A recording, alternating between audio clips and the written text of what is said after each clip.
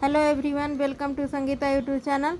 तो आइए आज हम साइंस का लेसन प्लान के बारे में डिस्कस करने जा रहे हैं। तो सबसे पहले आप लोग लाइक, शेयर और एक कमेंट कीजिए और चैनल को सब्सक्राइब कर दीजिए। तो फिर से हम वीडियो स्टार्ट करते हैं। तो देखिए, सबसे पहले में इतना लिखना ज़रूरी रहता है स्टूडेंट के लिए। सबसे पहले यहाँ अपना प्रेजेंटेशन देना ज़रूरी है, मतलब introduction. Name of pupil teacher के सामने या छात्र या अध्यापिका अपना नाम लिखेंगे, स्कूल में स्कूल का नाम, सब्जेक्ट में सब्जेक्ट, टॉपिक में उत्सर्जन, roll number, class, date, time, ये सब लिखना ज़रूरी है। और उसके बाद इसका सबसे पहले जनरल ऑब्जेक्टिव लिखेंगे 5। तो देखिए कैसे लिखे हैं। आप लोग भी ऐसे ही लेसन प्लान बनाने का सीखिए।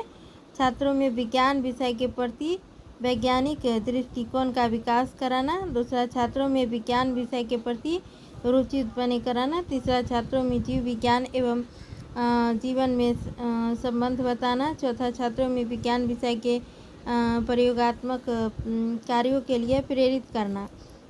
पांचवा, छात्रों में संबंधित रेखा चित्र कार्यों के लिए प्रेरित करना।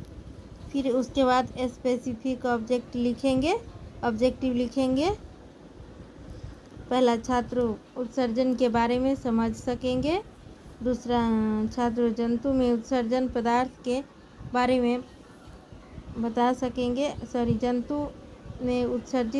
छात्रों जंतु में उत्सर्जित पदार्थ के बारे में बता सकेंगे। तीसरा, छात्रों मनुष्य में उत्सर्जन के बारे में बता सकेंगे। चौथा, छात्रों पादप में उत्सर्जन के बारे में जानकारी प्राप्त कर सकेंगे। फिर यहाँ लिखेंगे टीचिंग आइडिया, चौक, डस्टर, TLM, ब्लैक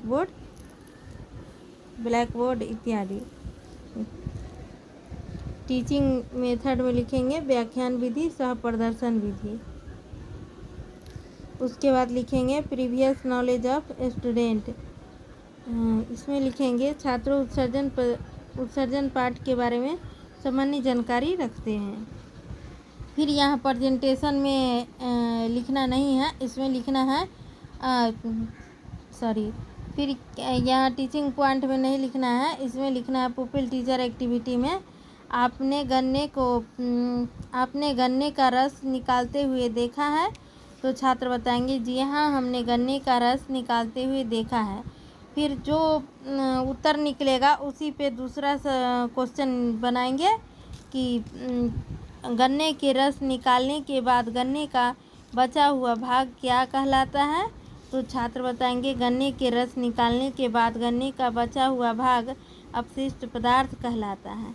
फिर इसी पे अगला क्वेश्चन बनाने का प्रयास करेंगे। ठीक इसी प्रकार हमारे शरीर से भी कुछ अपशिष्ट पदार्थ निकलते हैं, वे कौन से हैं। तो छात्र बताएंगे हमारे शरीर से निकलने वाले अपशिष्ट पदार्थ हैं मल, मूत्र, पसीना आदि। फिर इसी पे चौथा प्रश्न बनाएंगे शरीर से अपशिष्ट पदार्थ बाहर निकलने की क्रिया क्या कहलाती है।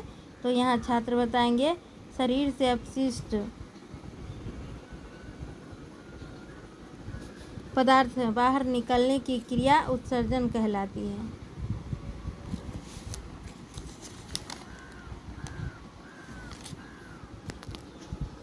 फिर यहाँ प्रेजेंटेशन में लिखेंगे छात्रों आज हम उत्सर्जन पाठ के बारे में विस्तृत अध्ययन करेंगे।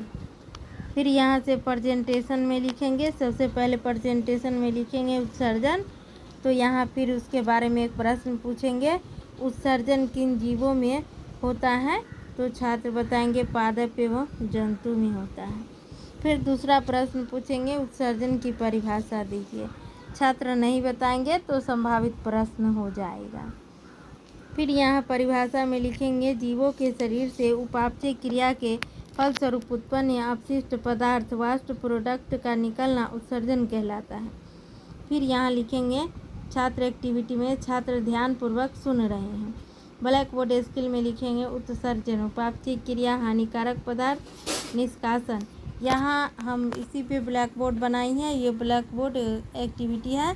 इसमें ब्लैक बोर्ड पे जो लिखना होगा सो लिखिएगा। तो यहाँ एक काले कलर का ब्लैक बोर्ड आता है, उस पे आप लिख के चिपका सकते हैं। देखिएगा दूसरे वीडियो में हम भी उसी पे बनाए हैं, बट अब थोड़ा नहीं मिल रहा था, कहीं रखा गया, इसकी वजह से बना दिए इसी पे। उत्सर्जी पदार्थ। दूसरा टॉपिक देंगे उत्सर्जी पदार्थ। उत्सर्जी जंतु के शरीर में बनने वाला सबसे प्रमुख उत्सर्जी पदार्थ कार्बन डाइऑक्साइड है, जो कार्बनिक अणुओं के विखंडन से उत्पन्न होता है। कार्बन डाइऑक्साइड निष्कासन जंतु के विभिन्न श्वसन अंगों में जैसे फेफड़ा, गिल्स, श्वास नलिकाएं इत्यादि के द्वारा होता है, जैसे अमोनिया, यूरिया या यूरिक अम्ल। ऐसे ही करके आप लोग लिखिए फिर से।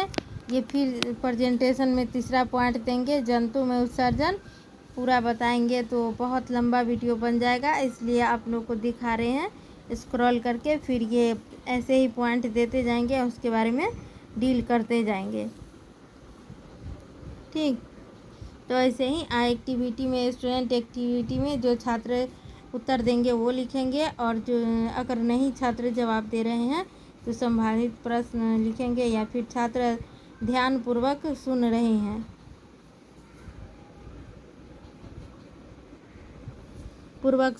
हैं, चित्र बना रहे हैं। फिर यहाँ ब्लैक बोर्ड दिए हैं, ये किडनी का फिगर है। इसमें ये पूरा क्रिया हो रहा है। ये मूत्र मार्ग है, ये मूत्राशय है, ये मूत्र वाहिनी है, ये दोनों नली होती है दोनों साइड, ये वृक्क है, दोनों किडनी है, सिरा है, धमनी है, और फिर ये मूत्र मार्ग है, ये किडनी का स्ट्रक्चर है। फिर यहाँ ब्लैक बोर्ड देंगे, किडनी की मतलब किडनी के बारे में 10 सेंटीमीटर लंबा होता है, 5 से 6 सेंटीमीटर चौड़ा होता है, और 2.5 से 4 सेंटीमीटर मोटा होता है। ऐसे ही करके यहाँ भी पॉइंट दिए हैं, इसमें पॉइंट देते जाएंगे, उसके बारे में यहाँ विस्तार पूर्वक बताए हैं। देखिए, स्क्रॉल करके आप लोग लिखिएगा।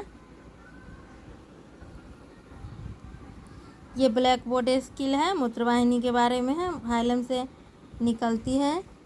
ये मूत्रवाहिनी चिकन नाशपाती के आकार की जैसी होती है, थैली समान होती है, पादप में वाष्पोत्सर्जन क्रिया के द्वारा होता है। देखिए, यहाँ इवैल्यूएशन क्वेश्चन है। यहाँ प्रेजेंटेशन में रिकैप्चुलेशन में यहाँ 4 या 5 क्वेश्चन देंगे। ऐसा साधारण सवाल देंगे जिसका छात्र जवाब दे सके। उत्सर्जी किसे कहते हैं, जैसे पदार्थ कौन कौन से होते हैं, उत्सर्जी पदार्थ कौन कौन से होते हैं, मूत्राशय में क्या होता है, मूत्रमार्ग से क्या होता है, वृक्क का कार्य क्या है, ऐसे ही करके देना है। इसमें होम असाइनमेंट है, छात्र घर से बना के लाएंगे। जो सवाल देना है उसका जवाब छात्र घर से लिख के लाएंगे। यहाँ सिग्नेचर करेंगे छात्र अध्यापिका अपना, यहाँ आपके सुपरवाइजर करेंगे। Thank you.